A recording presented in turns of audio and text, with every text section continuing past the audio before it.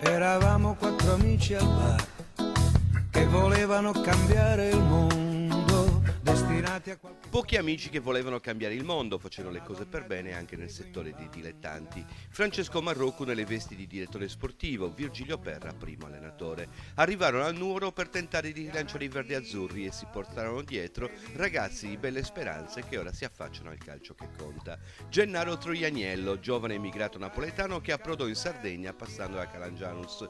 45 gol in 3 anni in Barbagia, quando ancora era solo una promessa. 2 promozioni di fila l'anno scorso a Siena, ora con il Sassuolo. Il talent scout che l'aveva notato ha mostrato di avere particolare fiuto. Si potrebbe pensare ad un colpo di fortuna se non fosse che anche Emerson Ramos Borges fece parte di quella nidiata. Ha messo su famiglia al Nuoro, è l'attuale leader del Livorno che ha vinto il playoff. Il piede destro non sa cosa sia, ma con il sinistro lavora meglio che con le mani. Le sue qualità erano evidenti, il Cagliari però non era convinto neanche per l'approdo in B.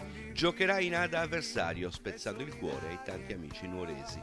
2 ragazzi in A e un terzo in B. Somiglia tanto alla storia di Marco Sau, se non fosse che quella di Matteo Mancosu, chiamato Lupin, fratello maggiore di Marco, sta impiegando qualche anno in più. Quest'anno ha portato il Trapani in B.